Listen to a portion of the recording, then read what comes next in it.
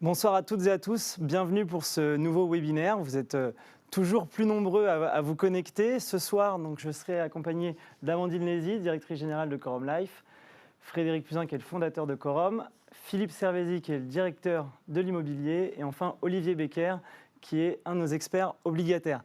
L'objectif ce soir, ce sera d'évoquer les prévisions de performance des produits de la gamme Quorum l'épargne et également de répondre à toutes vos questions, des questions d'actualité et des questions que vous nous avez posées en amont et auxquelles nous allons tenter de répondre.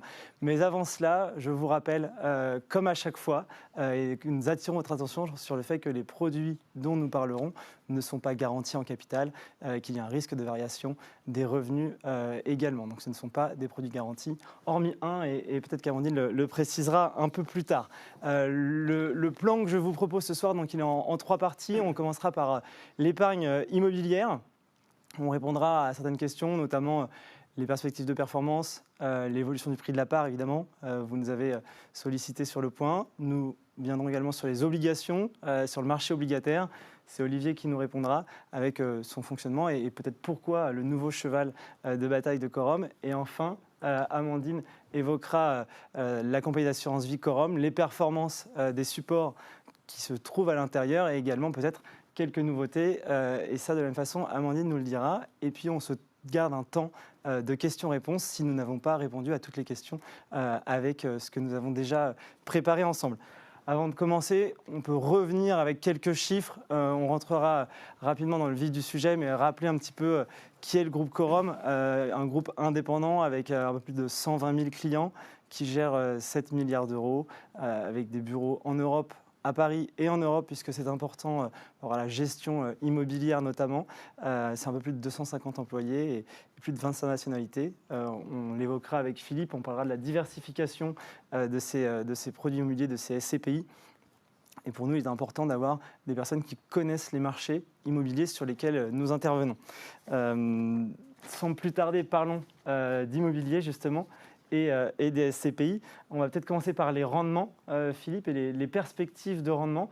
Est-ce que tu peux déjà nous dire un petit peu ce qui va se passer en 2023 ? L'année est bien entamée.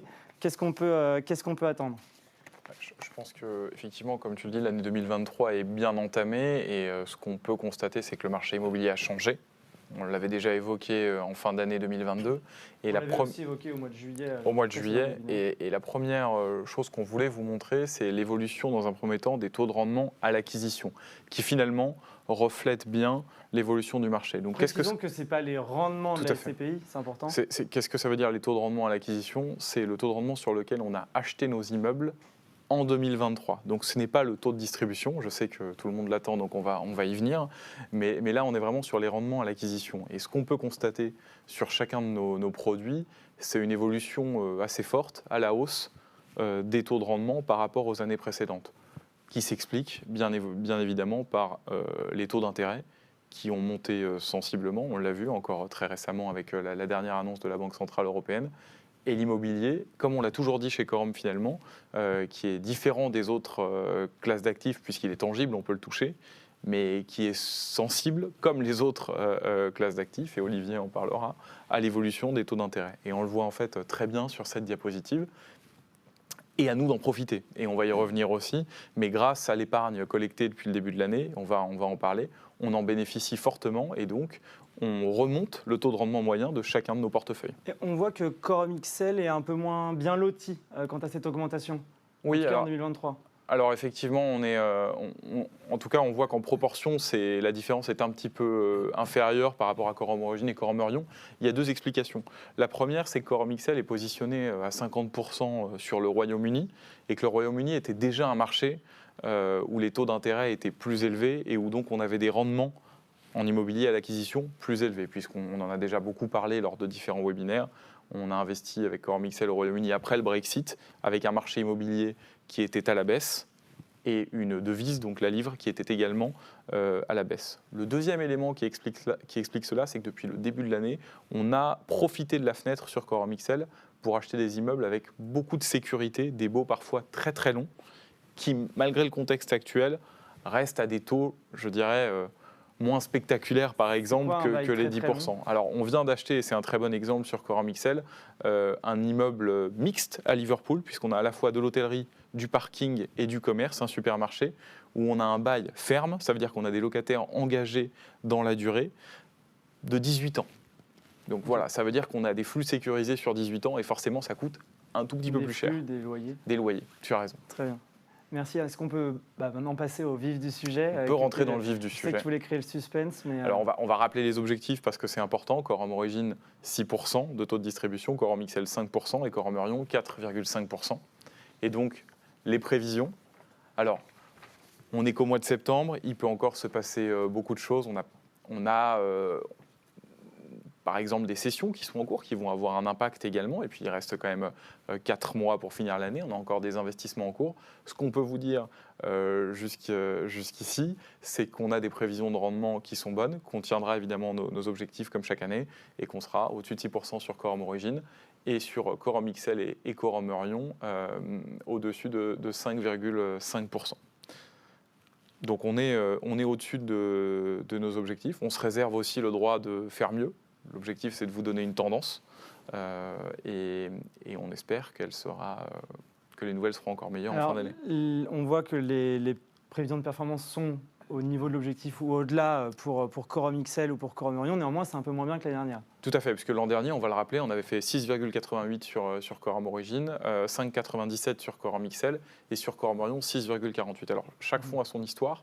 Parce que, excuse-moi Philippe, mais tu viens de nous expliquer il y a quelques instants qu'aujourd'hui tu as acheté dans des meilleures conditions qu'hier et donc tu investissais avec de meilleurs rendements. Bon, pourquoi est-ce que ça ne se retraduit pas dans les dividendes? Alors on va l'expliquer, il y a plusieurs explications. La première qui touche les 3 fonds, c'est que souvenez-vous l'an dernier, on a augmenté assez sensiblement les prix de part. Et en augmentant les prix de part comme on l'a fait, on a impacté directement le taux de distribution. Pourquoi ? On peut peut-être prendre l'exemple d'Orion, par exemple, de Quorum Orion. On peut prendre l'exemple de Quorum Orion, puisque Quorum Orion a été la plus impactée, puisque Quorum Orion, on a augmenté le prix de part. Elle en a bénéficié le plus. Absolument. Parce qu'impacté, on a l'impression que c'est douloureux. Impacté sur le taux de distribution. Quorum Orion, on a augmenté le prix de part l'an dernier de 5,4%. C'est une très grosse augmentation, mais on avait des expertises qui étaient très positives et l'idée c'était de le refléter dans le nouveau prix de part, tout en gardant évidemment une sécurité, mais on y reviendra parce qu'on va parler des prix de part. Comment est-ce qu'on calcule un taux de distribution? C'est très simple, c'est une division, c'est l'intégralité des dividendes bruts qui vous ont été distribués pendant l'année, donc issus des loyers de la SCPI, qu'on divise par le prix de part au 1er janvier. Donc mécaniquement, lorsqu'on augmente le prix de part, on augmente le dénominateur et donc on vient diminuer le rendement. Sur cette diapositive, ce qu'on voulait vous montrer, c'est l'impact que ça a. Et on constate que l'augmentation de prix de part réalisée en 2022, elle coûte, sur la prévision de rendement 2023, 30 points de base, puisqu'on aurait fait 5,80. Elle ne coûte pas. Elle baisse l'affichage. Par contre, ce qui est vrai, c'est que les nouveaux épargnants qui sont rentrés en 2023 depuis la hausse du prix de part de 2022, ils ont aujourd'hui un rendement de 5,50 et non pas de 5,80. Par contre, ceux qui étaient prévision de rendement de 5,50. Voilà, ceux qui étaient là en 2022 avant l'augmentation du prix de part, en fait, par rapport à l'investissement, ils ont toujours un rendement de 5,80. Exactement. Et ça, c'est quelque chose de très important parce que c'est un choix du gérant. C'est-à-dire que quand vous décidez d'augmenter le prix de part, vous savez que vous pénalisez un tout petit peu sur l'affichage, en tout cas sur le rendement. À l'inverse, vous faites bénéficier à vos associés au moment de l'augmentation de prix de part, vous cristallisez la valeur. Puisqu'en fait, vous pourriez faire le choix en tant que gérant de dire, on aurait pu se dire, on ne va pas bouger la valeur de part puisque ça va venir diminuer l'affichage. On fait le choix de cristalliser. Parce que si on garde cette valeur sans changer le prix de part, finalement, l'épargnant ne le voit jamais. Et il n'y a pas que ça. C'est les épargnants présents avant l'augmentation du prix de part, on est d'accord, qui sont pénalisés puisque les nouveaux rentrants ne payent pas la valeur de l'immeuble s'il n'y avait qu'un seul immeuble au bon prix. Exactement.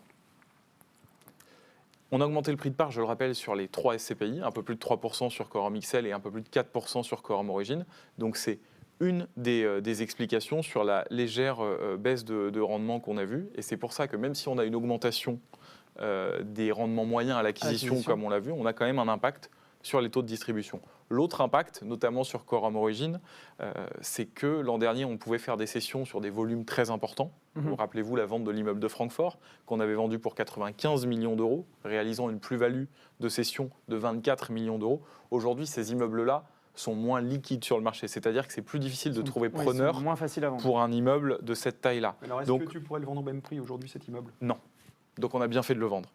En revanche, ça ne veut pas dire qu'on ne peut pas faire de vente, qu'on ne peut pas faire de cession. C'est juste qu'il faut cibler des immeubles un peu différents en termes de profil, qui trouvent toujours acquéreurs aujourd'hui, sur lesquels on peut toujours réaliser des plus-values, mais par exemple sur de plus petits volumes, puisque c'est plus difficile aujourd'hui pour un acheteur de se positionner à 80 millions d'euros qu'à 10 ou 15 millions d'euros. Et forcément, ça a un impact. J'essaye de comprendre. Ça veut dire que d'un côté, on dit que le marché est plus intéressant quand on investit, c'est ça? Tout à fait. On achète moins cher. Et de l'autre côté, si je te comprends bien, on serait capable de vendre cette année des immeubles avec des plus-values plus chers que ce qu'on les a achetés avec des plus-values. Oui, parce que certains des immeubles ont été achetés parfois il y a très longtemps dans un marché qui était aussi favorable finalement que le marché actuel. On pense aux années 2015 par exemple, où on était encore sur un marché où on se remettait de la crise et il y avait moins d'argent que l'époque, on va dire, entre 2017 et 2022. Ça, c'est le premier point. Ensuite, on peut avoir eu des actions de gestion immobilière qui ont valorisé les immeubles. Certains immeubles qu'on peut avoir achetés il y a un moment, sur lesquels on a renouvelé les baux, sur lesquels les loyers ont augmenté par effet de l'indexation ou par l'effet de négociation de nos équipes. Et ça nous permet de les revendre aujourd'hui. Mais évidemment, c'est moins facile de vendre dans de bonnes conditions aujourd'hui que ça ne l'était dans le marché des années précédentes. À l'inverse, c'est plus facile d'acheter. Mais par contre, si je te suis aussi, ça veut dire qu'aujourd'hui, avec les épargnants qui nous font confiance, qui nous confient leur épargne, on est en train de préparer les plus-values futures. Exactement. Parce qu'on achète à très bon prix, dans très bonnes conditions de marché. C'est ça? Exactement. C'est le bénéfice vraiment du marché actuel et c'est le bénéfice d'être un acteur aujourd'hui, on va en parler, mais qui collecte encore beaucoup. Alors, je vais quand même préciser les potentiels plus-values futures. Tout à fait, tu as raison. Mais ces potentiels plus-values futures, on peut aussi imaginer que, puisque le prix du marché, enfin les immeubles, tout le monde, je pense, a compris aujourd'hui que le marché immobilier a baissé parce que les taux d'intérêt avaient augmenté. Donc, on attend plus de rentabilité de l'immobilier en termes de rendement. Donc, à loyer équivalent, il faut que le prix baisse. C'est bien ça, Philippe? Tout à fait. Ça veut dire que dans les années à venir, dans les semestres à venir, si les taux d'intérêt rebaissaient, on aurait une chance d'avoir le marché immobilier à nouveau s'apprécier? Exactement. En fait, c'est juste une question, et tu viens de l'expliquer, de timing. C'est-à-dire que rentrer aujourd'hui sur certains immeubles, c'est favorable puisque le marché va avoir tendance à surréagir. Pourquoi est-ce qu'il surréagit? Puisqu'on passe d'un marché avec énormément de liquidités à un marché où il y en a sur certains immeubles presque plus, puisque si on passe un certain volume, je pense à 40-50 millions d'euros aujourd'hui, il n'y a plus d'acquéreurs, puisque la dette coûte trop cher. Donc on peut acheter beaucoup moins cher que la vraie valeur de l'immeuble. Et si on a la faculté d'attendre, par exemple parce qu'on est assez peu endetté, on n'est pas obligé de vendre, on a toujours de la collecte, si on a la faculté d'attendre que le marché se retourne à nouveau, avec des taux effectivement d'intérêt qui redescendent petit à petit, on aura la possibilité de réaliser de très bonnes affaires et donc des plus-values. Alors si je te suis bien... Dans les années précédentes, on a, par exemple sur Quorum Origine, on a freiné la collecte. Enfin, on a dit aux épargnants, non désolé, on peut pas tout prendre parce qu'on a été plutôt dans une situation dans laquelle il y avait trop d'acheteurs. Exactement. Donc il y avait une surpression sur les prix en plus de la valorisation naturelle. D'accord. Aujourd'hui, ça s'est retourné. On est plutôt dans un monde inverse. C'est-à-dire que c'est un peu un comportement moutonnier, à la fois des acheteurs, quand le marché est cher, les gens achètent de plus en plus cher, et au contraire, quand le marché baisse, c'est encore moins cher parce que tout le monde part en courant, c'est ça? C'est tout à fait ça. Et donc, ce que tu nous expliques, ce que tu fais, c'est que tu joues l'inverse de ce que fait le marché. En tout cas, c'est la stratégie. Oui, on a toujours été contre-cyclique, on l'a toujours dit, que ce soit sur les zones géographiques, on a été capable très tôt d'aller sur des pays où il y avait beaucoup moins d'acquéreurs. Je pense aux pays du sud de l'Europe en 2013-2014. On a fait la même chose sur les typologies des immeubles, je le rappelle. On a acheté de la logistique il y a très longtemps, qu'on a vendu au cours des dernières années parce que c'était devenu très à la mode. On a acheté beaucoup de commerces juste après le Covid. Et on continue cette logique contre-cyclique en achetant quand il y a beaucoup moins d'acheteurs. Alors excuse-moi, mais donc en fait, tu es en train de nous dire que c'est le bon moment pour acheter. Ça l'était moins il y a 2 ans. Malgré tout, comme tu as été sur des marchés où les autres n'allaient pas, on a quand même réussi à faire de bonnes affaires, ce qui va nous permettre quand même de faire des plus-values, par exemple, cette année. Mais je me mets à la place de l'épargnant. Ce que tu es en train de dire, c'est qu'aujourd'hui, tu as besoin de collecte, alors qu'avant, quand c'était cher, on freinait la collecte. D'accord. Alors que le marché immobilier était plutôt porteur, donc on était plutôt rassuré par le marché immobilier. Nous, on disait, non, on freine la collecte, on ne veut pas forcément de votre épargne parce qu'on ne sera pas capable de l'investir pour tenir les rentabilités, protéger le capital. Et aujourd'hui, que tu dis, maintenant que le marché va mal, qu'il est plutôt dépressif, tu dis, c'est au contraire maintenant que j'ai besoin de la collecte, c'est ça? Oui, tout à fait, puisque finalement, la collecte n'a jamais été vraiment un indicateur pour nous. On communiquait plutôt sur les performances et on limitait la collecte. On l'a suffisamment dit et expliqué dans un contexte de marché qui était beaucoup plus difficile. Aujourd'hui, la gestion est finalement plus facile. C'est-à-dire que c'est plus simple d'acheter des immeubles dans de bonnes conditions. Mais pour pouvoir en faire bénéficier vos produits, il faut qu'on puisse continuer à acheter, donc il faut un maximum de collecte. Et c'est vrai que, voilà, on le dit souvent, je suis désolé, c'est un anglicisme, mais dans le contexte actuel, cash is king, donc plus on a de collecte, plus on peut remonter les rendements moyens du portefeuille et faire de bonnes affaires. Donc on fait un petit peu l'inverse de ce que fait tout le monde. Oui. Ok. Maintenant, pour convaincre les épargnants de nous confier leur argent, il y a une question immédiate, c'est que moi je veux bien te faire confiance, Philippe, mais comment je suis sûr que demain matin tu vas pas baisser le prix de la part? En gros, tu vas pas venir éroder mon capital. Enfin, excuse-moi, Baptiste, mais Frédéric, parce que restons les pieds en une des anglaise. questions. Je ne m'attendais pas du tout à cette question. Non, mais après plusieurs annonces de baisse de prix de part, qu'en est-il des 3 SCPI Quorum? Je pense qu'on l'a déjà dit, mais on va le redire, on est très serein sur nos prix de part et nos prix de part ne bougeront pas. Et je vais donner plusieurs éléments parce que je pense qu'on va avoir des questions. Pourquoi est-ce qu'on est aussi serein sur nos prix de part? Alors on va prendre d'abord Quorum Origine et Quorum Eurion qui sont deux exemples assez parlants. On a augmenté les prix de part l'an dernier. On voit qu'on a encore un écart important entre le prix de part et la valeur de reconstitution. Donc je vais rappeler ce qu'est la valeur de reconstitution. La valeur de reconstitution, c'est la valeur, si on devait reconstituer l'intégralité du patrimoine demain, avec tous les immeubles, mais également tous les droits qu'on a payés, les droits de mutation sur les immeubles, comme vous, quand vous achetez un appartement à Paris, par exemple, vous payez des frais de notaire, l'endettement.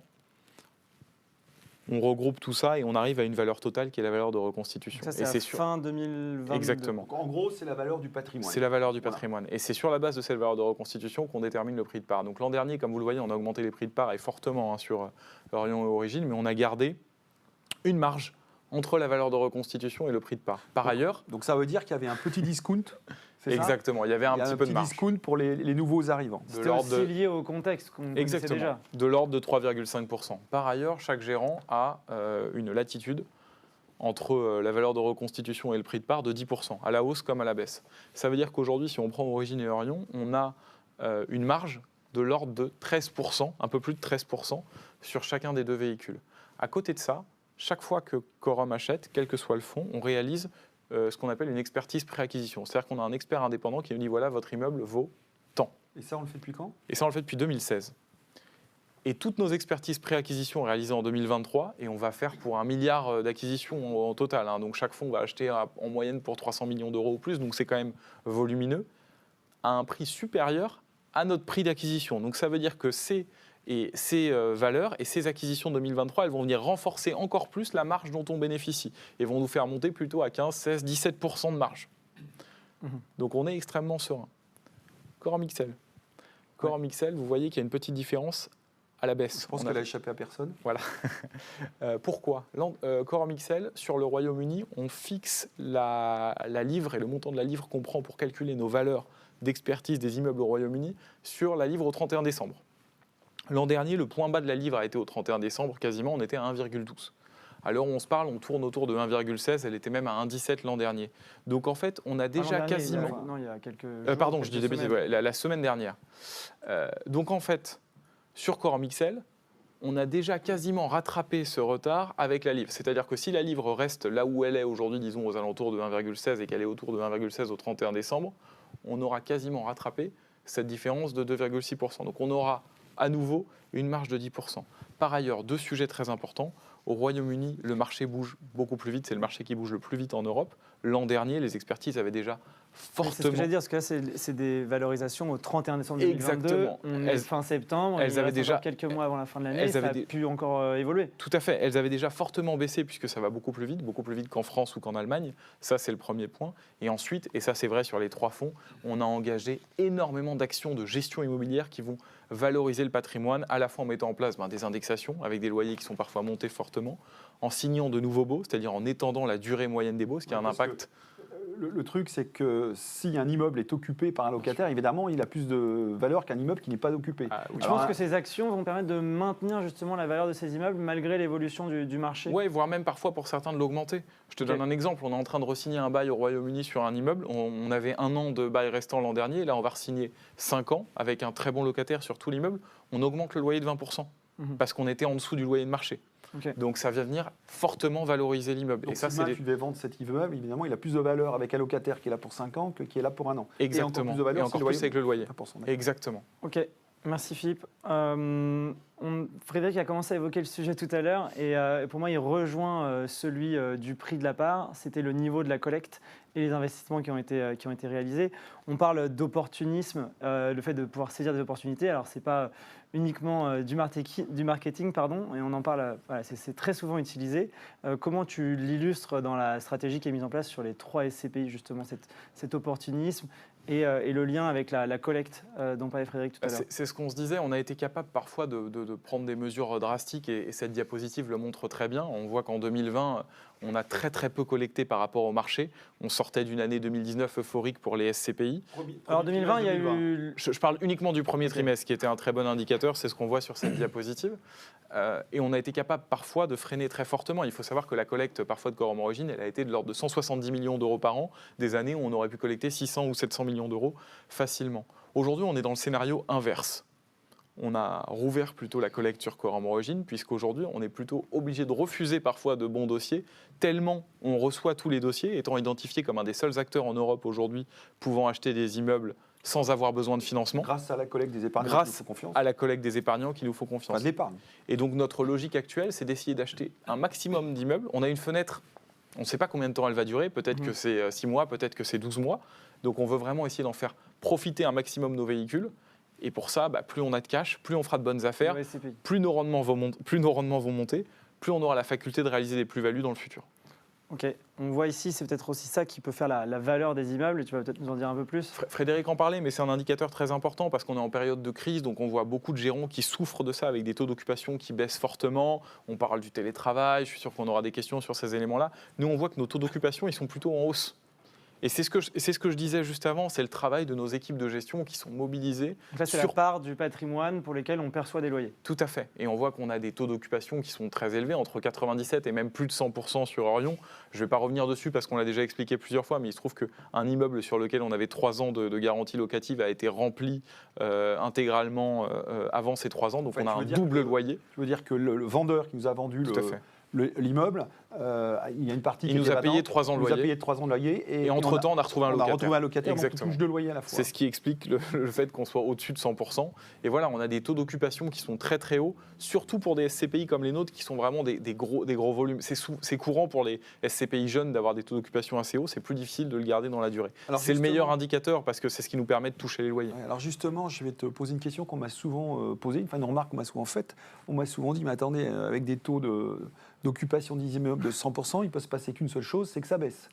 Ah ouais. Oui, c'est vrai. C'est vrai. C'est vrai. Donc alors, on peut quand même répondre à ça que oui, ça peut baisser, mais enfin, quand ça fait 10 ans que les taux d'occupation sont entre 97 et 100%, ça veut dire qu'on a quand même... Alors comment est-ce qu'on fait pour avoir de tels taux d'occupation? Oui, c'est ça. Alors, il y a 2 éléments. Il y a le travail de l'équipe de gestion, parce qu'on a eu... En fait, c'est très important de le dire, c'est pas un long fleuve tranquille. On a eu des moments où ça avait baissé un petit peu, on se rappelle, pendant le Covid-19. Il y a eu un très gros travail pour retrouver des locataires, et ça, c'est bravo aux équipes de gestion. Et l'autre point, c'est ce que j'évoquais quand je parlais notamment de Quorum XL tout à l'heure, c'est qu'on a toujours fait le choix de se positionner sur des immeubles avec des locataires engagés sur des baux très très longs.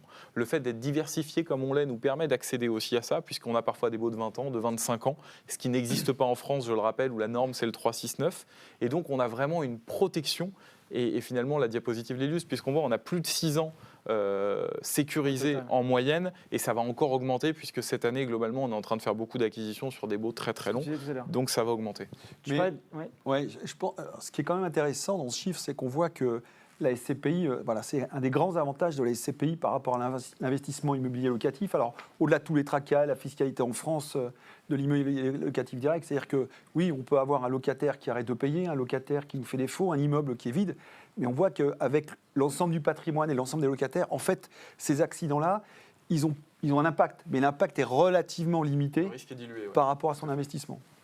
Philippe, tu parles de diversification. On sait qu'il y a une diversification géographique, en Europe, en zone euro et au-delà. Il y a une diversification également sectorielle. Tout à fait. Et une des questions qu'on a régulièrement depuis quelques semaines, quelques mois, c'est la part que représentent les bureaux, par exemple, dans le patrimoine des 3 SCPI. Parce que plus personne n'est au bureau.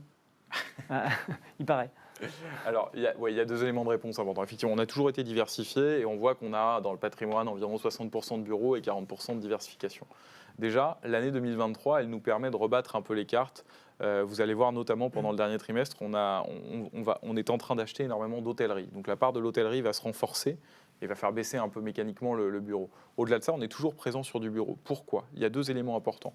La première, nous, ce qu'on constate sur le terrain, c'est que les locataires, ils sont toujours là. Sinon, nos taux d'occupation, ils ne seraient pas à ce niveau-là. On voit de grosses entreprises, notamment de la tech, qui avaient été les premières à déserter les bureaux, à ramener tout le monde au bureau. C'est le cas de Google, qui est un de nos locataires. Oui, alors il faut le rappeler, hein, il y a un vrai phénomène en cours, parce qu'il y a eu une forme de bureau bashing. Enfin, tout le monde disait, il n'y aura plus de bureaux, c'est sinistré, c'est mort, plus personne n'occupera les bureaux.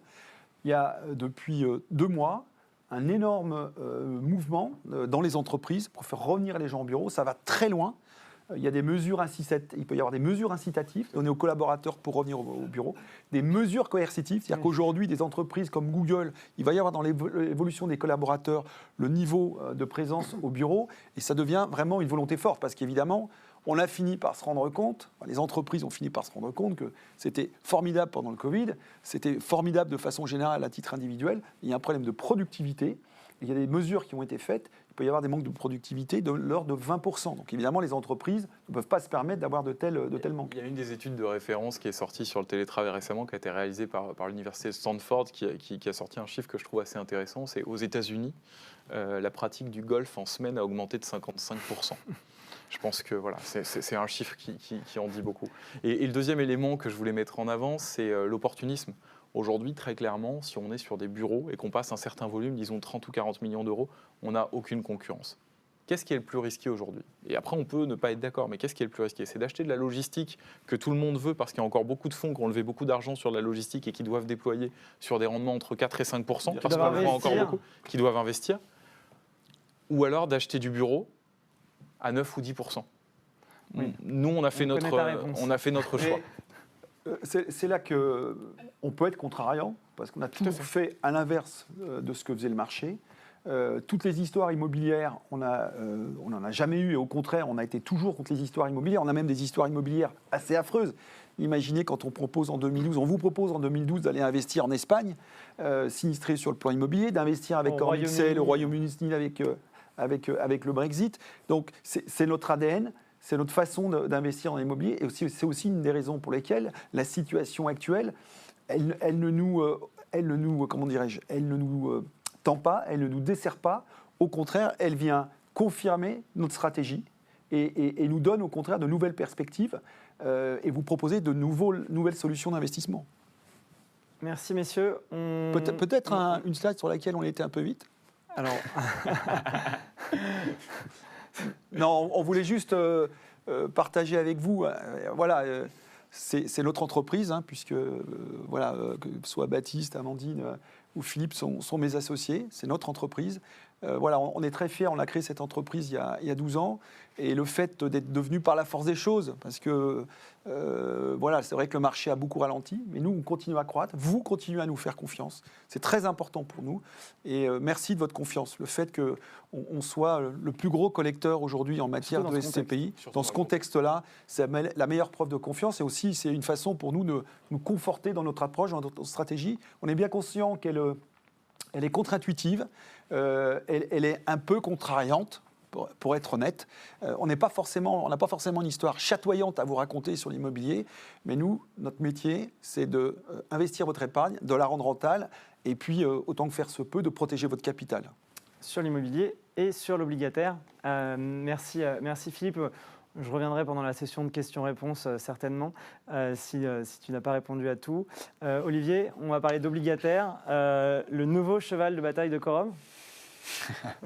Oui, c'est vrai que Frédéric évoquait la création du groupe il y a maintenant plus de 10 ans, avec la volonté de simplifier, de rendre plus accessibles certains produits d'épargne. Ça a été l'immobilier à travers la SCPI. Et c'est vrai que les obligations, les investissements dans les obligations, les fonds obligataires, ils sont souvent empreints de termes un petit peu très techniques, souvent réservés à des experts.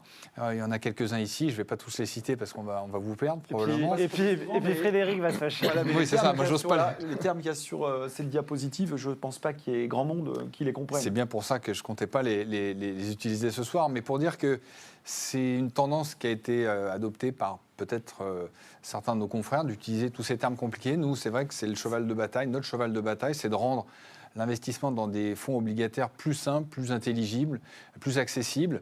Et je pense que c'est un challenge qui nous tient à cœur parce que finalement, investir dans une obligation, c'est quelque chose d'assez simple. Si je fais un peu le parallèle avec les CPI, vous comprenez bien que dans les CPI, on investit votre épargne en achetant des immeubles qui génèrent un rendement grâce à un loyer. C'est relativement simple. Pour les obligations, ce n'est pas beaucoup plus compliqué que ça. Votre épargne, on l'investit en prêtant des sommes. Quel est le rôle de la banque ? Qui est le rôle d'une banque. Traditionnellement, on joue ce rôle-là et on prête donc votre épargne à des entreprises, certaines qu'on voit ici à l'écran, et on génère donc un rendement, on fait fructifier votre épargne grâce au taux d'intérêt qui est fixé à l'avance d'ailleurs et qui permet de générer un rendement, et on le verra, qui a significativement augmenté ces derniers mois. Ça, ce sont des entreprises qu'on retrouve dans les fonds obligataires qui sont dans nos fonds, des entreprises, comme vous le voyez, que vous connaissez sûrement, qui sont dans votre quotidien, qui fournissent un rendement assez élevé parce qu'elles sont un petit peu plus petites que les multinationales que vous connaissez peut-être du CAC 40, comme LVMH ou L'Oréal, mais qui sont néanmoins des entreprises de taille très significative. On parle de chiffre d'affaires en milliards d'euros, qui sont souvent des leaders sur leur marché, et donc qui offrent des niveaux de rendement sur les obligations qu'elles proposent, qui sont particulièrement attrayants. Et donc, qu'est-ce qu'on peut espérer en termes de performance en investissant sur ces entreprises ? Alors, les obligations de ces entreprises, pardon. On a parlé l'année dernière du contexte un petit peu mouvementé sur le marché des obligations, dans un monde où les taux ont augmenté sensiblement. Je pense qu'on peut aussi mettre en avant maintenant, cette année, les performances depuis 12 mois, et notamment aussi les performances depuis le début de l'année, qui sont très solides.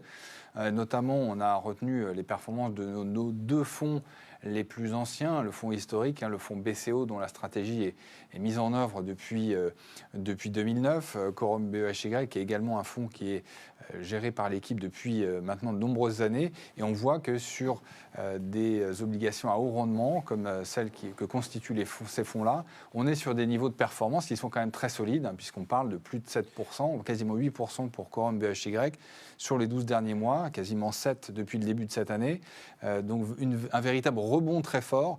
On a vu, si je fais encore un tout petit peu le parallèle avec l'immobilier, on voit que l'immobilier aujourd'hui, en tout cas chez nos concurrents, il y a des pressions sur les prix départ parce qu'il y a une espèce d'inertie, c'est un cycle assez long l'immobilier.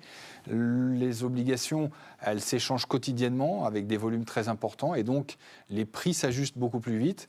On a eu cette pression sur les prix l'année dernière et on est déjà dans cette phase de rebond cette année. Donc ce que tu nous expliques, c'est que toute chose égale par ailleurs, évidemment, quand on prête de l'argent, il y a un taux d'intérêt. On en est parti d'un marché fin 2021-2022 dans lequel les taux d'intérêt étaient très faibles.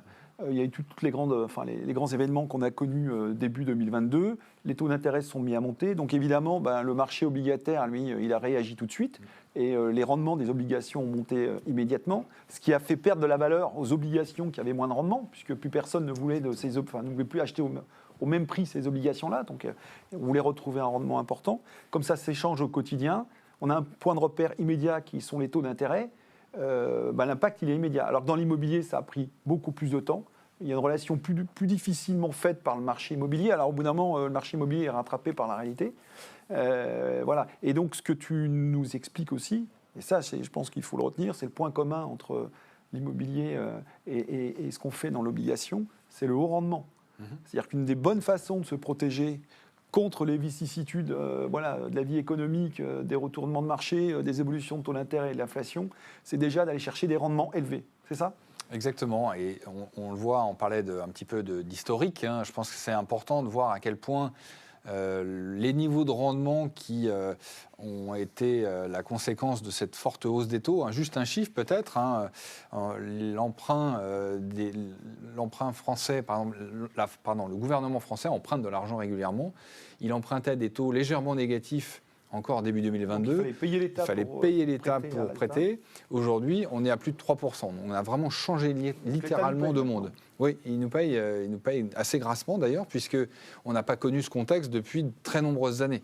Si on revient sur les obligations à haut rendement, mais on pourrait faire le parallèle avec les obligations d'État, on est sur des niveaux de rendement qu'on n'a pas connus depuis 2011 concrètement. Parce qu'on voit que les performances ont bien évolué, enfin elles ont évolué positivement depuis un an, c'est ce que tu évoquais, mais combien de temps ça va durer ? Alors c'est vrai que la question, l'éternelle question que tout le monde se pose, c'est est-ce que le train n'est pas déjà passé ? Est-ce que ce n'est pas déjà trop tard ? J'ai parlé de performances proches de 7% pour certaines de nos solutions depuis le début de l'année. La question c'est est-ce que c'est trop tard ? Notre réponse c'est clairement non. La fenêtre d'opportunité, elle est encore grande ouverte, on le voit bien sur le graphique à l'écran. Ces niveaux de rendement historiquement élevés, on est à 7,5% de rendement sur ces obligations à haut rendement européennes en moyenne aujourd'hui. Encore une fois, on n'a pas connu ça depuis 2011. On l'a connu très brièvement pendant la crise Covid, mais ça a duré très peu de temps. Ça, c'est le premier élément qui fait que c'est une opportunité très attrayante. C'est qu'on n'a pas connu ça très souvent. La deuxième opportunité, c'est ce que tu soulignes, Baptiste, c'est que cette opportunité, cette fenêtre, elle est ouverte depuis plus d'un an maintenant. On le voit très bien à l'écran. On a déjà eu quelques période où les rendements ont augmenté de manière importante, parfois en 2015, en 2018, en 2020 évidemment. Mais à chaque fois, on le voit bien à l'écran, les rendements ont rebaissé assez significativement et très rapidement. Là, aujourd'hui, on est dans un monde où les rendements semblent plus élevés pour plus longtemps. C'est aussi les décisions des banques centrales, pour sans rentrer trop de techniques, mais on sent qu'on est sur un monde où les taux sont durablement plus élevés. Et tant mieux pour nous. Prenons un exemple. Tant mieux pour nous, parce que, et on le voit bien avec un exemple très concret, un exemple d'entreprise qui est dans certains de nos portefeuilles, l'entreprise Banijay, que vous connaissez peut-être pas par son nom, mais en tout cas par ses productions. C'est un des leaders mondiaux. C'est une société française, mais c'est un des leaders mondiaux de télé. De la production audiovisuelle. Donc, ils produisent des émissions, mais aussi des séries télé pour Netflix, par exemple. Une entreprise comme celle-là, entreprise, encore une fois, on parle d'une entreprise française, mais qui est un des leaders européens, on parle de chiffre d'affaires en milliards d'euros, c'est une entreprise qui n'offrait un rendement que de 3,5% début 2020. Mais quand les taux étaient étaient à zéro, en ce qui concerne, par exemple, les taux d'emprunt des États français et allemands, par exemple. 3 ans après, je parlais de changement de monde, changement de paradigme, on le voit bien, la même entreprise, qui s'est d'ailleurs développée entre-temps, donc elle est plutôt encore plus robuste, elle propose un niveau de rendement, elle est venue proposer une nouvelle obligation la semaine dernière à un niveau qui est 2 fois plus élevé qu'il y a 3 ans. Donc c'est ça aussi l'opportunité, c'est la capacité d'investir dans ces entreprises, de prêter, d'investir l'épargne de nos clients dans ces entreprises à un niveau de rendement 2 fois plus élevé, avec une qualité qui est fondamentalement la même. Olivier, tu dis que c'est une boîte qui a vu son chiffre d'affaires quasiment doublé, c'est ça et le résultat, c'est une entreprise qui gagne de l'argent ? C'est une entreprise qui est profitable et qui génère de la profitabilité, des résultats, du cash flow, comme on dit. De l'argent. De l'argent, sonnant et trébuchant. Nous, c'est ça notre objectif lorsqu'on investit l'épargne de nos clients dans ces entreprises. On n'investit pas, comme vous l'avez vu, on ne cherche pas de l'hypercroissance. On n'investit pas dans des startups. On investit dans des entreprises qui sont établis, qui sont là depuis très longtemps, qui sont souvent des leaders sur leur marché et qui donc sont dans un cycle de leur vie au cours de laquelle elles génèrent quand même beaucoup de liquidités et donc sont en capacité de payer les intérêts et nous rembourser. Et rembourser le capital. Donc c'est quand même des choses assez basiques. C'est ce qu'on essaye, effectivement, c'est ce challenge qu'on s'est fixé de revenir à ces fondamentaux finalement relativement simples que sont les obligations. Ok, et pour profiter de ce contexte, on avait évoqué un nouveau produit, alors qui est plus nouveau puisqu'il a été lancé en fin d'année 2022. Est-ce que tu peux revenir justement sur ce qu'est un fonds dit à échéance et quelles sont ses particularités, quelles performances obtenir, avec quel horizon d'investissement ? Bien sûr. Alors, on a lancé ce fonds avec le seul objectif, c'est de permettre à nos clients de profiter de cette opportunité historique des rendements très élevés qu'on n'avait pas connus depuis plus de 10 ans. Ça a été vraiment l'idée de saisir, de permettre de capturer ce rendement et d'en profiter le plus longtemps possible. Et donc, on a créé ce qu'on appelle un fonds avec une échéance ou un fonds daté, un fonds à maturité, qui est très simple. C'est-à-dire qu'on on achète des obligations avec une maturité maximum qui est de 2029 et on va porter au maximum ces obligations jusqu'à leur échéance. On va les garder. On va les garder parce qu'on on va les garder en portefeuille le plus longtemps possible. Et la beauté de cette stratégie, c'est que et du monde des obligations d'une manière générale, c'est qu'on connaît leur prix de remboursement. Alors, ce n'est pas comme l'immobilier, pour le coup. On sait au prix auquel on les achète et on sait qu'on est remboursé à 100, en l'occurrence, pour les obligations. On sait l'argent qu'on va récupérer, on sait le capital qu'on va récupérer. On sait ce qu'on va récupérer. Et on connaît aussi précisément le montant des taux d'intérêt que l'entreprise va nous verser. Et donc, cette visibilité, avec cette stratégie de conservation des obligations jusqu'à leur terme, cette visibilité, c'est ce qui nous permet d'avoir un objectif de performance précis et clair de 5% net annualisé sur cette durée d'investissement jusqu'à 2029. C'est ce qu'on voit à l'écran ? Oui, pour faire simple, on achète des obligations, on les garde, on touche les intérêts tous les ans, et à la fin, on nous rembourse le capital. Exactement. Donc le vrai sujet, c'est de trouver des entreprises qui soient capables de payer et les intérêts et de nous rembourser tout le capital. C'est exactement ça. C'est pour ça qu'on insistait, on a montré quelques illustrations d'entreprises. Notre savoir-faire historique, c'est de sélectionner de manière très drastique ces entreprises en rencontrant les dirigeants, en suivant leurs résultats trimestre après trimestre, en s'assurant qu'elles sont toujours de bonne qualité, qu'elles ont toujours la capacité de nous rembourser à l'échéance de leur dette. Donc c'est vraiment ça, c'est de sélectionner le mieux possible ces entreprises, des entreprises saines, solides. Je fais une toute petite parenthèse sur le fait qu'on a aujourd'hui des entreprises qui sont particulièrement saines, justement. On l'a vu encore cette année, malgré un contexte d'inflation élevée, on a des entreprises qui ont fait des résultats très solides, qui ont été en capacité de défendre leurs marges, de continuer à faire progresser leur chiffre d'affaires. Et donc, on est très serein sur leur capacité, justement, à nous rembourser d'ici quelques années. Ce qu'on peut voir à l'écran, Olivier, c'est la performance de Corum Butler Entreprises depuis son lancement, c'est ça ? Depuis son lancement, donc on a une valeur liquidative, le prix de la part, qui a démarré à 100 en novembre 2022. On est aujourd'hui même au-delà du chiffre qui est à l'écran, mais c'est ce que j'évoquais tout à l'heure. On est quasiment à 7% de performance depuis le début de l'année. Moi, ce que je vous invite, c'est pas nécessairement regarder le prix de la part, parce que vous allez vous dire, mais 105, en fait, c'est trop tard. J'aurais préféré l'acheter à 100. Oui, c'est sûr que c'est toujours mieux de l'acheter à 100. Mais ce qui est important, ce qui est le plus important, c'est le niveau de rendement auquel vous allez rentrer dans ce portefeuille. Aujourd'hui, le rendement, il est encore proche de 7%. Et donc, de notre point de vue, l'opportunité, elle est toujours présente. Et c'est d'ailleurs pour ça qu'après presque un an, le fonds est toujours ouvert à la souscription, parce qu'on est toujours en capacité d'atteindre cet objectif de 5% net annualisé.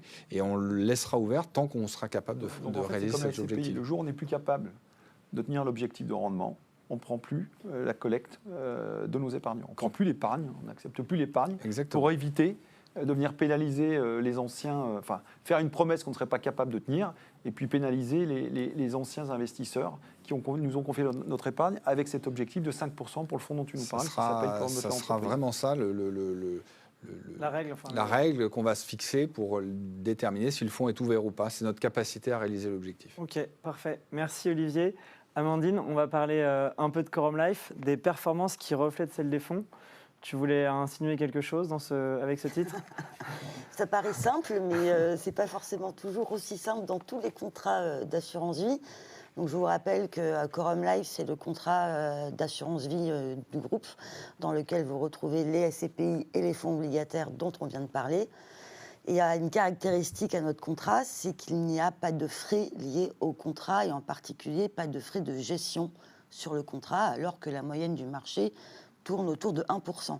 Il y a des frais d'entrée par contre ? Il n'y a non plus pas de frais d'entrée, bien sûr, Frédéric, ni de frais de sortie, ni de frais sur arbitrage, il n'y a pas de frais liés au contrat. D'accord, donc que l'on souscrive en direct à nos produits d'épargne, que ce soit les obligations, les CPI, ou qu'on souscrive via le contrat d'assurance vie qui offre quand même un ou deux avantages.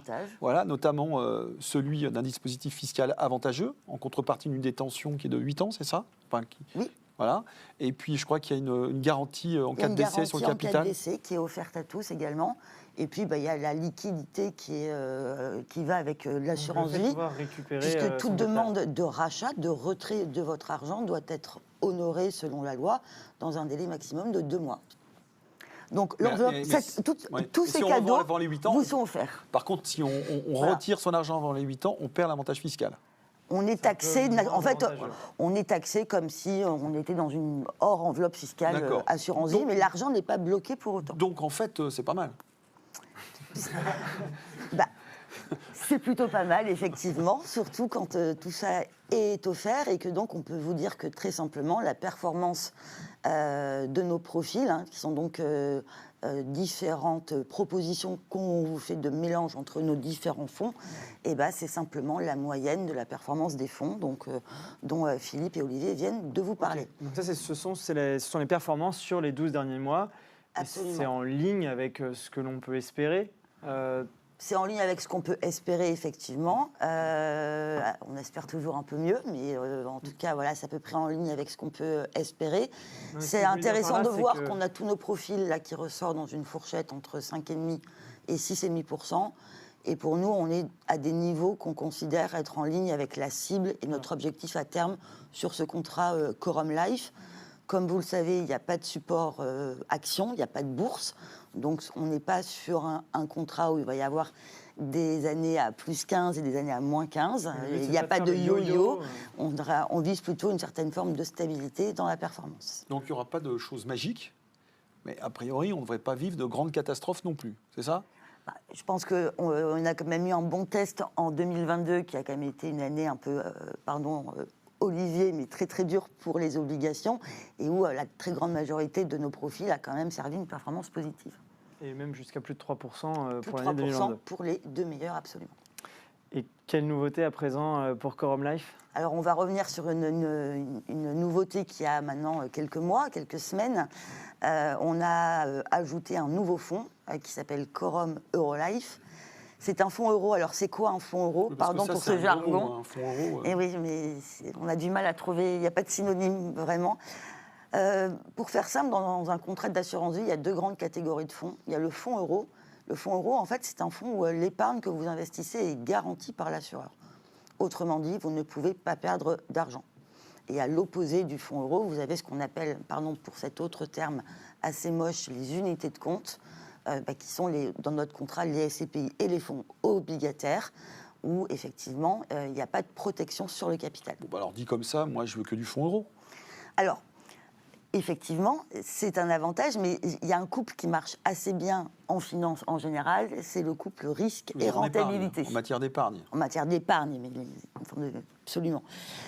Donc, normalement, faible risque, faible rentabilité.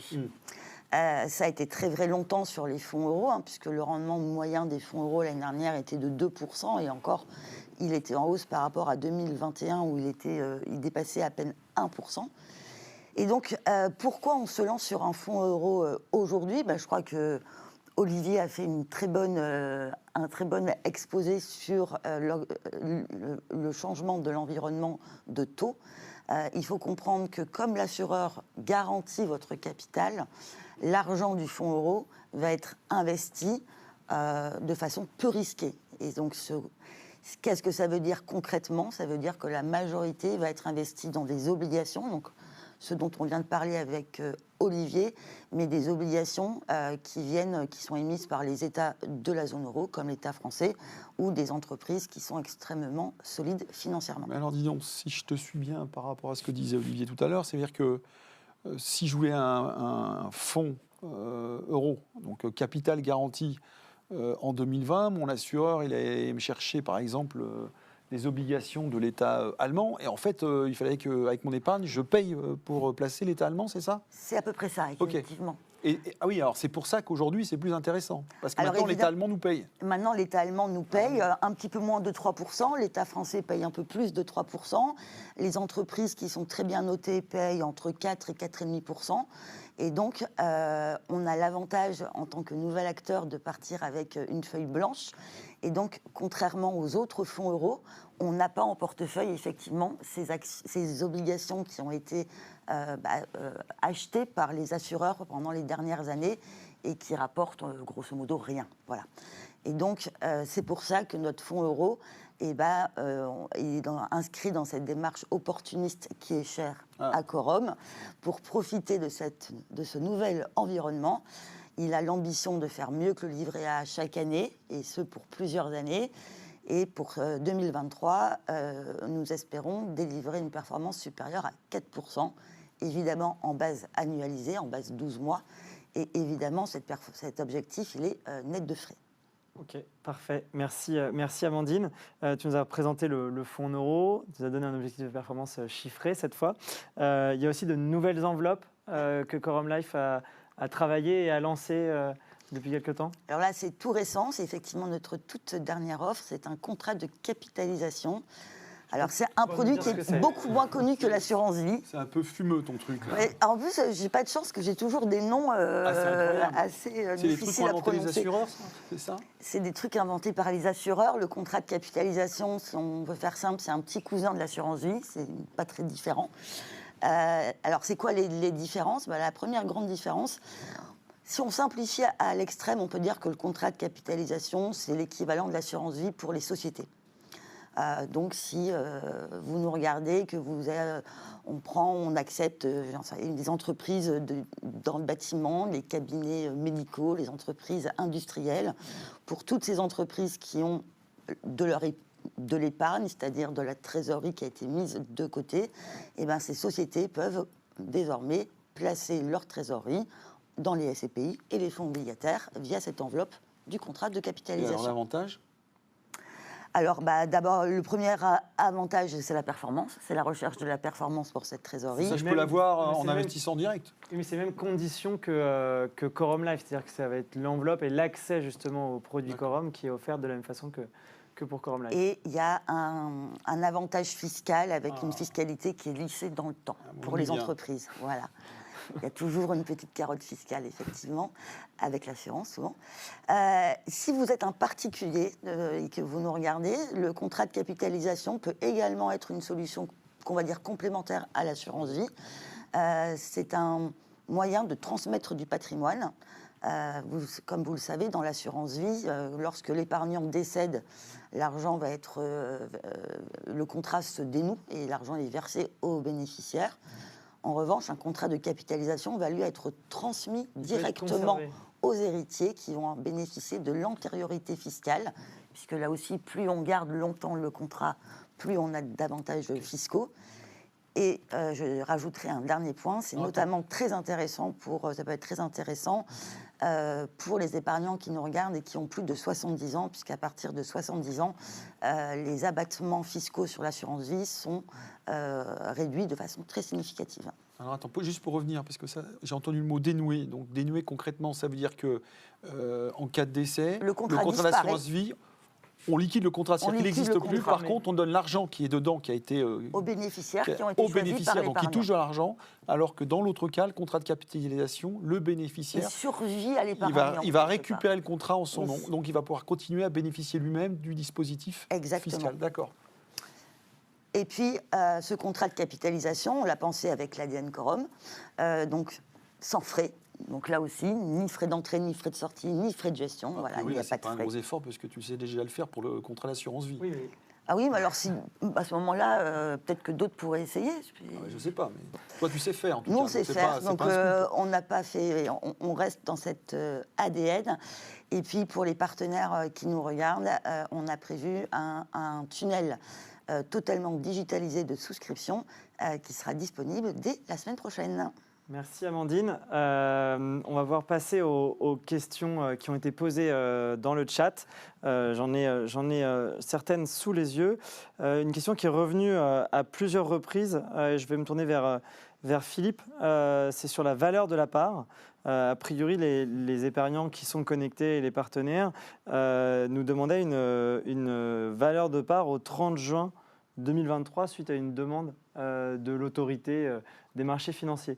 Nous, on a parlé des valeurs de part, enfin des prix de part actuels et des valeurs de reconstitution au 31 décembre 2022. Pourquoi ne pas communiquer sur une valeur de reconstitution au 30 juin ? Est-ce que tu vas chez le médecin quand tu n'es pas malade ? Non. Voilà. Je pense que c'est la meilleure réponse qu'on peut donner à ça. Effectivement, il y a eu l'autorité des marchés financiers, elle a écrit à certaines associations professionnelles, dont la SPIM, dont on n'est pas membre, mais c'est un autre sujet, pour proposer en effet de faire des valorisations au 30 juin. C'est pas coercitif. Parce que la réglementation... La réglementation, c'est une campagne d'expertise par an à la fin de l'exercice. C'est un coût pour les SCPI. Tout à fait. Alors, j'allais y venir. Et donc, on avait la possibilité, enfin, certaines sociétés de gestion ont choisi de le faire, probablement parce qu'elles pressentaient des mouvements sur leur Mais ce que tu nous dis, c'est que ce n'est pas une obligation. Non, pas du tout. Et on aurait pu se poser la question de le faire. Honnêtement, à titre personnel, j'y suis pas favorable et on était assez alignés dans la société. Pourquoi ? La première des choses, c'est déjà qu'une campagne d'expertise à l'échelle de Quorum, où c'est 450 immeubles, 900 locataires, ça a un coût. Et ce coût, il est payé par les épargnants. C'est plusieurs centaines de milliers d'euros. Et donc, ça va venir impacter la performance, puisque c'est payé par la SCPI. Ça impacte ce qu'on appelle le taux de chargement. La deuxième raison, c'est qu'on a des équipes de gestion, dont j'ai parlé tout à l'heure, qui sont mobilisées en ce moment pour renouveler de nombreux baux, pour discuter avec les locataires. Une campagne d'expertise, ils gèrent chacun une quarantaine d'immeubles. Ça veut dire qu'ils doivent passer 2 à 3 heures par jour pendant environ 2 mois, parce que ça dure 2 mois une campagne d'expertise sur nos patrimoines, à échanger avec les experts, à leur fournir énormément de documents, puisqu'il leur faut tous les baux à jour, les dernières discussions, ce qu'on appelle l'état locatif de chaque immeuble, donc les éléments clés, la surface, etc. Et ça prend énormément de temps. Donc aujourd'hui, si on est serein comme on l'est, ça n'avait... Pendant qu'ils font ça, ils travaillent pas sur le patrimoine et ils valorisent pas le patrimoine. Justement. Exactement. Donc étant serein, et je pense qu'on l'a déjà expliqué, on n'avait pas vraiment d'intérêt à faire une campagne d'expertise au 30 juin. Je pense qu'il faut revenir sur un point important. C'est le pourquoi du comment. Le pourquoi du comment, il est lié à pourquoi revoir ces valeurs de part. À mi-année. Non, mais à mi-année, mais même de façon générale. Alors, la loi, le règlement vous dit qu'une SCPI, c'est 1 fois par an. Après tout, dans un cycle immobilier, 1 fois par an, c'est quand même assez court, hein, tous les ans. Bon. Mais pourquoi le régulateur a proposé à certaines associations professionnelles d'inciter ses adhérents à refaire des expertises ? Parce qu'il faut bien comprendre qu'une valeur de part, elle est censée représenter la valeur du patrimoine immobilier. Et donc, la crainte du régulateur, c'est de se dire, voilà, est-ce qu'il y aurait des SCPI qui ne vendraient pas, en définitive, leur part aux nouveaux épargnants plus cher que la valeur réelle du patrimoine. En gros, 10% plus cher, puisqu'on a une latitude entre plus 10 et moins 10, 10% au-dessus. En gros, est-ce qu'on est certain qu'on ne fait pas faire une très mauvaise affaire aux épargnants qui vont investir actuellement dans la SCPI. Ça ne concerne pas les anciens, mais les nouveaux. Okay, donc c'est un problème d'équité. Hein, c'est un problème de respect. Voilà. Nous, on a une conviction là-dessus, c'est que notre patrimoine, par rapport à nos valeurs de part, voilà, on a une bonne visibilité. On vous l'a expliqué, je pense, à plusieurs reprises maintenant, depuis plusieurs années, pour ceux qui nous connaissent, qu'on était plutôt contracyclique, qu'on n'allait pas là où c'était cher. Au contraire, on essayait de faire des bonnes affaires. On allait là où le marché était plutôt dégradé. On évoquait les rendements voilà. Du passé, d'ailleurs. Voilà. Et donc, se dire, voilà, moi, je ne suis pas l'homme malade de la SCPI. Ça fait 12 ans 11 ans qu'on a des performances qui sont au-dessus du marché. Ça fait 11 ans, 12 ans qu'on a des stratégies qui sont contrariantes, qui sont à l'origine, à l'opposé du comportement du marché. On était extrêmement prudent avec votre épargne, puisque quand on pensait qu'on prenait des risques, qu'on achetait trop cher, qu'on pouvait acheter trop cher, on arrêtait de solliciter votre épargne. On disait non, écoutez, on ne sait pas faire. Donc voilà pourquoi on n'a pas du tout ce besoin d'aller voir chez le médecin, de payer une consultation alors qu'on n'est pas malade et que la consultation, elle serait payée par vous, épargnants. Voilà. Et que notre objectif, évidemment, c'est sûrement pas faire surpayer la part aux nouveaux épargnants qui arrivent. Bien au contraire. Voilà. Donc on est dans cette situation-là. Alors maintenant, qu'il y ait des gens qui aient senti vraiment des symptômes, qui ne se sentent pas bien, qui sentent dire je vais consulter, et même je vais passer sur le billard, voilà, je vais vous faire une baisse de prix de part de 20% parce que ça ne va pas. Voilà. Après, chacun voit ce qu'il a fait, il est responsable de ses actes. Et nous, chez Quorum, on considère que voilà, les expertises, on va les faire au 31 décembre. Sereinement, comme tous les ans. On vous les partagera dans les 10 premiers jours du mois de janvier. Alors, je ne sais pas combien de gérants partagent leurs résultats et leur expertise des 10 premiers jours du mois de janvier. Mais nous, on l'a toujours fait. Et on le fera à nouveau cette année. Et puis, il n'y aura pas de surprise. Il n'y aura aucune surprise. N'est-ce pas, Philippe ? Il n'y aura aucune surprise. Merci à tous les deux. Une question pour Amandine sur l'assurance vie de Catherine F. Vous dites qu'il n'y a pas de frais sur le contrat. Et tu l'as dit, effectivement, je suis témoin, mais des frais sur les fonds. Quelle est donc la différence avec les contrats des assureurs historiques ? Alors en fait, je vais prendre l'image du millefeuille. qu'on aime bien parfois utiliser. Dans un contrat d'assurance vie classique, vous avez des frais d'entrée et des frais de gestion sur les unités de compte, donc les fonds que vous choisissez, que ce soit des SCPI, des fonds actions, des fonds obligataires. Et à ces fonds viennent s'ajouter des frais de gestion pris par l'assureur qui sont en moyenne un petit peu en dessous de 1% par an. Et puis parfois, l'assureur peut aussi prendre des frais d'entrée, des frais sur les rachats, des frais sur les arbitrages et des frais sur certains modes de gestion, comme la gestion sous mandat ou la gestion pilotée. Donc, il faut bien, quand on choisit un contrat d'assurance vie, il faut bien comprendre qu'il y a les frais directement liés au fonds et il y a ceux qui sont les frais pris par l'assureur et les deux s'ajoutent, soyons clairs. En fait, il faut bien comprendre que notre philosophie, notre métier, c'est de gérer de l'épargne. Voilà. Et on est payé pour ça, on est très correctement payé pour ça. Et donc, ce qu'on a proposé avec le contrat d'assurance vie Corum Life, et d'ailleurs, ça rejoint un petit sujet relatif aux parts de SCPI, c'est que nos produits, vous ne les avez jamais trouvés dans un contrat d'assurance vie. Jamais. Pourquoi ? Parce que quand une compagnie d'assurance travaille, par exemple, avec une société de gestion de SCPI, elle va représenter un énorme pourcentage du capital de la SCPI. Donc le jour où elle sort, elle va créer ce qu'on appelle un problème de liquidité parce qu'elle va représenter 15 ou 20% du capital. Et évidemment, quand elle veut vendre, elle va empêcher les autres de sortir. Ce qui n'est pas un problème que l'on connaît. Et ce qui est aussi un problème aujourd'hui pour nombre de SCPI qui ont beaucoup d'assureurs à leur capital. Mais pas pour la SCPI Corum. On s'est dit, on va travailler avec nous-mêmes, on va faire notre compagnie d'assurance, ce qui fait que quand on arrêtera de collecter au niveau, qu'on ne pourra plus collecter au niveau des fonds obligataires ou des OPCI, ça sera la même chose pour Corum Life. Elle ne proposera plus son produit. Mais donc, ce qu'on a voulu proposer, c'est un service. On est très correctement payé, comme j'ai dit, pour la gestion des fonds. L'enveloppe fiscale du contrat d'assurance vie, pour nous, n'a aucune valeur ajoutée. C'est juste un dispositif auquel a droit tout citoyen. Donc, c'est la démarche qui nous a... Merci, c'est pas un cadeau des assureurs, finalement. Exactement. Ok, merci. Je suis obligé de respecter le chrono.